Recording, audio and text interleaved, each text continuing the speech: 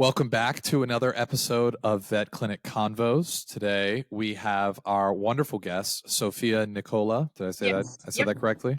Okay, great. Well, Sophia, how are you today? How about you? I am doing very, very well. Before we kind of deep dive into everything, do you mind giving a little bit of background on yourself and your kind of journey into veterinary medicine? Yeah, so I live in Roland, Oklahoma now, but I'm originally from Colorado. I moved here in about 2015. I really honestly did not have any veterinary background prior to moving here. I kind of was your typical, I have no idea what I want to do. Went to a couple classes just to be an assistant, and then I did an internship at the facility that I'm currently employed at now. Where I will be honest that we utilize our assistants a lot more than some facilities. So what you learn in your classes, you're like just restraining, whereas this facility, you're placing catheters, pulling blood. You're doing a lot more than they teach you in the classes. So I saw that and I was like, oh wow, you're a lot more hands-on than I would have ever thought. So that really grasped my knowledge of not only are you able to be hands-on with the patients and the clients, but you're able to actually see the day-to-day of what they're doing. And yes, like on an outside perspective, like you're hearing these dogs crying and all this other stuff, but you're not seeing that we're actually helping them. They're just scared. So that really opened up my eyes. And then I've been in the field for about 8 years. So I worked my way from very low assistant to the lead assistant to the lead tech.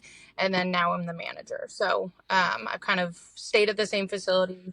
And that's the only background I have. Well, there's nothing wrong with that. One thing I will say that it's funny that you bring this up, but I think you're going to see a lot more practices in the future utilizing their assistants or their techs more, just because whether it's the overall industry-wide staffing shortage or whether it's just the veterinarian shortage itself. I think it not only brings more purpose to the people who are in that position, because I think people generally want more responsibility, but they're not always given it. So whenever they get it, I think they actually more likely than not beat expectations than I guess fall short of it. So we were talking about this on like an episode I recorded like 2 weeks ago. So it's glad to hear that this is the trend going forward. And I see that's probably what got you to stay is because they trusted you with so much and you got to be more hands-on. And you were like, I mean, because you see all these people that are doing things and you're like, I hope I get to that point. What did they have to do, or how, like, where did they start? Like, did they start like me where I had absolutely no knowledge and then work their way up? Or did they go to school? Or, kind of just understanding, like, you honestly just have to put your mind to it and show, like, hey, unless I fail, like, please just assume that I'm going to do amazing. And if I need, adjustments or anything like that, I am more willing to accept criticism. But you kind of have to have faith and hope for everyone and just give them the best chance that they can in order to prove you right, basically. Yeah. Well, I mean, plus, even if you do fail, I mean, you're probably going to learn from it. So I'm very much a proponent of learning from my failures. So I don't even think that necessarily is a bad thing. No, not at all. But kind of touching on what you mentioned, do you want to go into the clinic you specifically work at and talk about kind of something that's unique about just in general, or if there's a specific way that y'all run your practice that's you would say is a little bit different than the average practice? I'd love to hear your thoughts on that. At least I know the average practices around this area. They do, as far as I know, because I haven't been to another facility, so if I'm wrong, correct me, anybody, but they don't utilize as much as we do. So, I mean, the technicians are going in the rooms and getting vitals, getting a history. If the owner's approving diagnostics, they're immediately running those. They're printing out the blood work results and giving it to the doctor. So the doctor is basically going in there, looking at the blood work, diagnosing the pet, prescribing the meds, but we're doing every little thing to that patient. So when they're prescribing injections, we're giving those. Anytime you're doing surgery, they're placing the catheters, they're intubating the patient and monitoring anesthesia. I mean, they're from the front to the back, they're doing every little thing for that patient. Whereas I think some facilities, which is not wrong, but the doctors prefer to be more hands-on, which is perfectly fine.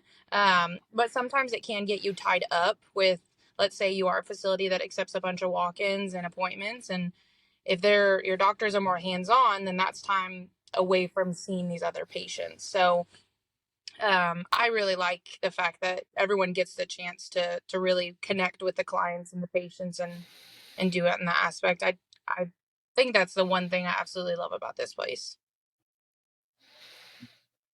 Yeah, no, I mean that sounds great, and I bet it is the case, but part of the thing or part of the benefit of utilizing your staff is it really just allows you to see more Right. pets. I mean, if you are eliminating the bottleneck of a hands-on doctor, which again, there's nothing necessarily wrong with that, but if you allow the other members of the staff to do more, you're basically allowing more pets Right. to get through the doors, and that's, I feel like, one of the biggest inhibitors now is practices are so Yep. booked up that it's hard to fit any more pets Exactly. in. So that sounds like a great way that y'all are utilizing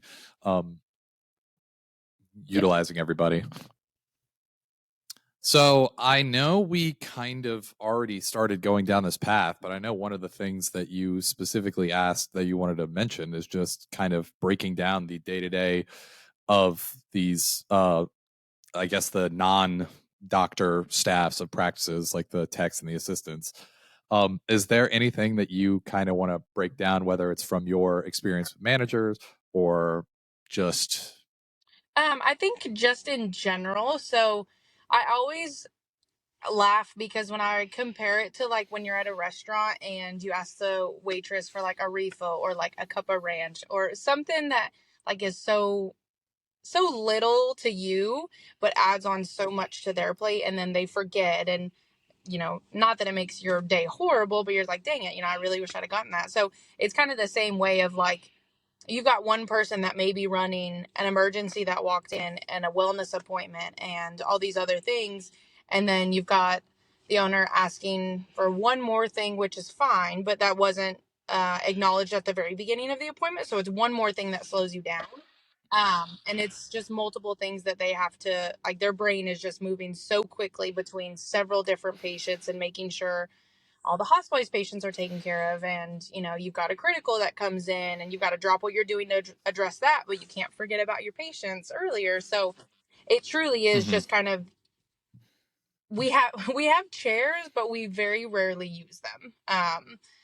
So it's just mm-hmm, constant footwork and constant running back and forth of who needs what's more critical, what needs to be assessed first, those kind of things where it is nonstop moving. Um, and so like mm-hmm, when you feel like you've been in the room for a little bit, it's not that we forgot about you in any way, sense, or form. It's just something at that time was a little bit more critical. And we do our best to go back in the room and say, like, hey, I'm so sorry. I haven't forgotten about you. We're just addressing something a little bit more time sensitive right now. Um, 9.5 times out of 10, people are very understanding because they're not here for an emergency. So they're like, oh, no, deal with what you have to do. mm-hmm. So it's just that it, wait times can be a little extended, but it's just because there's more patients that are true life or death situation that we have to assess at. Yeah, no, that makes sense. I know from my perspective, am my brain is in a million different directions, and one of the best ways that I've found, even though it's a very simple solution, is uh having consistent quality of work comes down to having or just being organized. Is there something that you do as a manager at your practice to make sure that your team is organized so that when those things happen, those extra things, like you compared to just asking for Broke like a up a refill little or bit. something like that? Can you still hear me? Yes. Okay. Can you hear me? Sorry. Um, Yes. so there's not anything drastic that I do. It's more just kind of delegating and seeing where everyone's at. Because if you think of like a panic situation, if everyone was to panic, no one's going to know what to do next. So when it's super busy and everyone's kind of frantically going about and around, not knowing what to do next, I'm that person that's like, what are you working on? Okay, you're waiting for blood work to finish. Is there any way that you can help so and so do this so they can keep it moving along? So it's really just kind of assessing where everyone's at and seeing what they need help with, what they need done. And obviously, there's times when I need to step in because everyone else is busy, which is perfectly okay. Um, but it's truly just constantly watching the schedule, see what's here, communicating with owners, and communication along the whole client or the whole staff members, to make sure everyone's on the same page. And if you're passing appointments to each other, you need to make sure they're aware of everything that's going on with that one, so it's not just kind of you're going in there dumbfounded. So it's really just kind of communication and delegation. And is there anything else that you might do to just help improve that, like either a morning huddle or something like Yeah, that, so or like you rounds? can. There are honestly a couple of things that we've tried that we're just so busy that it kind of you can follow it to a certain extent, and then after that you may have to just break. So we've tried one technician staying with that doctor specifically, but then you have the ones where if the appointment comes for a different doctor, they don't feel like they can get it because if the other appointment gets here for their doctor. So we've tried a couple things where it's like, hey, we've got a fully booked appointment or fully booked schedule. um, what are some things we can do? We have assigned certain responsibilities to certain people. So like one is going to be handling appointments that don't require a doctor, one is going to be handling anything that's potentially contagious, one's going to be handling surgery, and the other one's kind of just a floater to see rooms, clean up, stuff like that. So that has helped tremendously. I do think that's a good, I wouldn't say quality, but a good aspect to have in that sense of just assigning the duties and say, hey, it may not always be like this today, but this is your main priority. Yeah, no, that makes sense. And it sounds like you've brought a very experimental approach to Yeah. what works and what doesn't.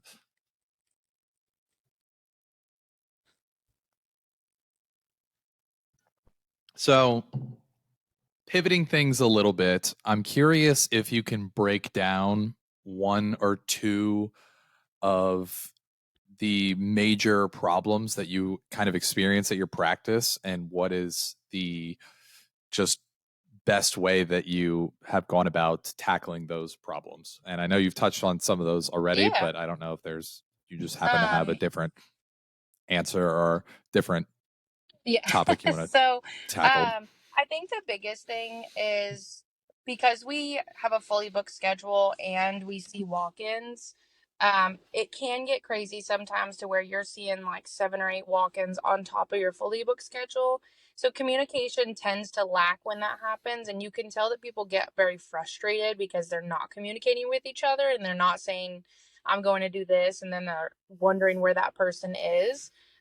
So that's where the delegation comes in of just, I mean, saying like, hey, who has this or who's getting this one? That, and then honestly just telling everyone like to take a breath. Because yes, you want to be fast and efficient and quick and you want to get them in and out, but the faster you are, the more mistakes you're going to make. So we kind of just say, okay, what are you doing right now? And they're like, oh, I'm just waiting on this. So take a breath. This is what needs to be grabbed. Do you need any help with this? Or do you have too many things on your plate that you would prefer someone else grab this? And unfortunately, when they have this kind of like tunnel vision of getting all the appointments, they're not going to say that to each other. So that's where your lead person comes in, or even your manager, or even your doctor, and just saying like, what can I help you with? What do you feel overwhelmed with or stressed with? And I would say that just communication can go both ways in the sense of like it's really, really good, but then when it doesn't happen, it can get really bad.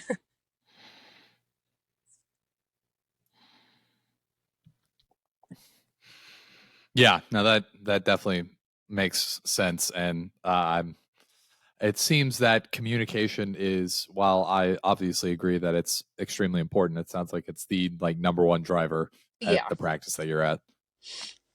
I would agree.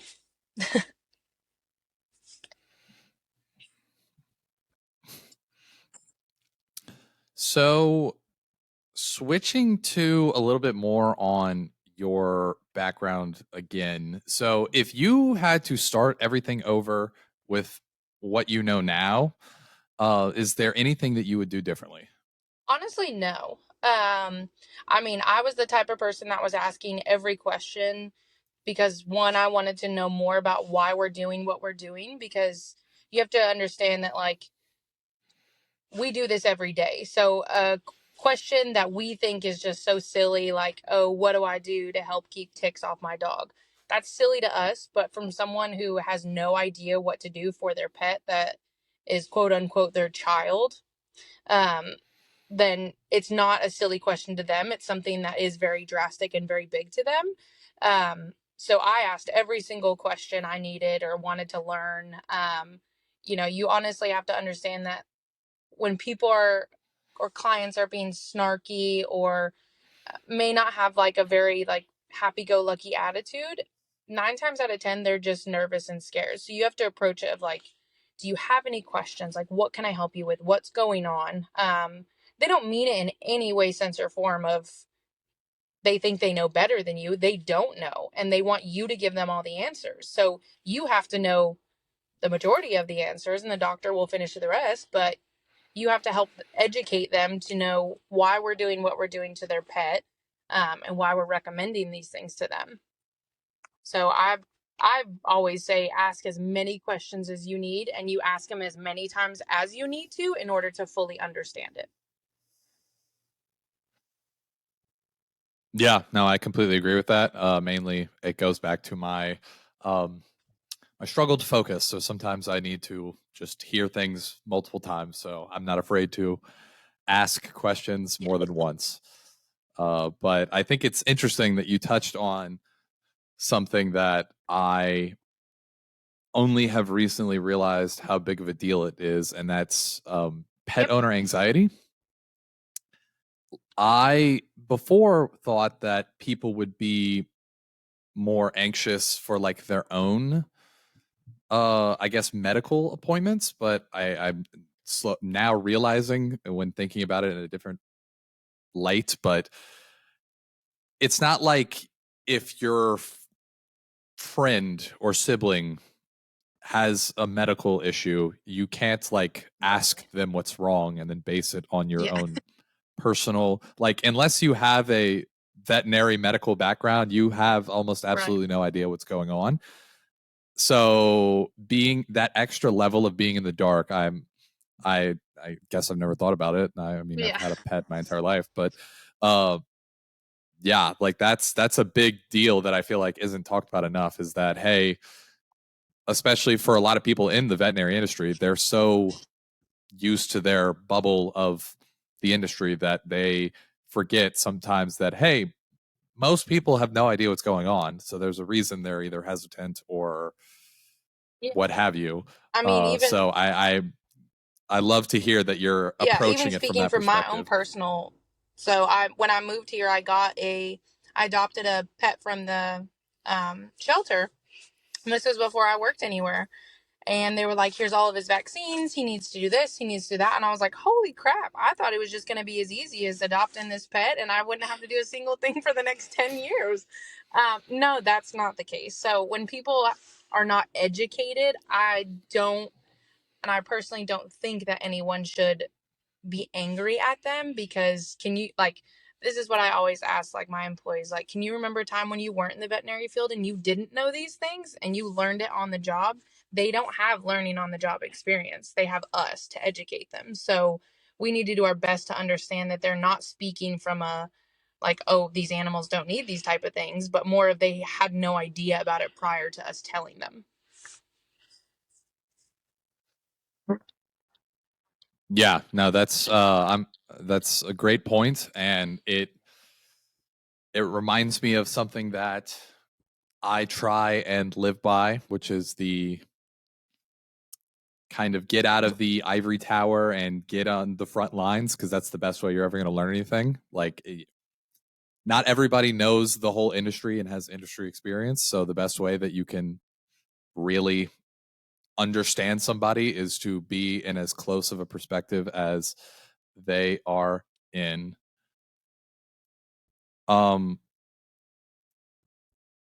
Well, with that being said, I also wanted to touch on, I mean, you just brought up client education. I don't know what else you planned on discussing in the section or in the topic of emergency medicine, but I am curious to hear what your thoughts are on how much of emergencies can actually be either mitigated or minimized, period, by just proper client education for pet owners. I mean, a lot of our emergencies that we see are things that there's really no true prevention that they could have done. Like, it would have been like a dog jumped in their yard and attacked their dog. They had a yard. Okay. Their dog was Yeah. in their backyard and a snake bit them. I mean, there are little things like, Mm-hmm. you can look through your yard every day, but realistically, how many people are going to do that every single day? Unfortunately, things just happen. I mean, you have the cases that, dogs got hit by a car, but was it in a fenced yard and it just jumped over the fence?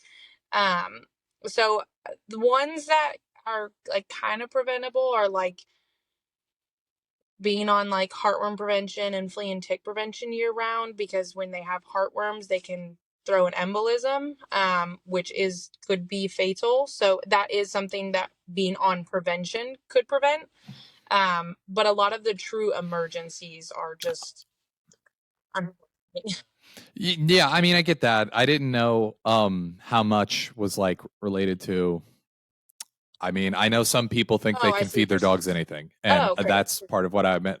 That's I didn't know if like being Yeah, like, yeah, no. don't give them this, don't do this, Yeah. like, okay, or if it was just like Yeah, I actual mean, there injuries. are Yeah, some okay, that where makes sense. people, you ask them, have you fed him any table scraps? And they're like, oh, I just feed him, something every now and then. They should not have any human food whatsoever. The only things that are okay are like boiled chicken and white rice. And that is with no seasoning, no additives. I mean, that is just plain.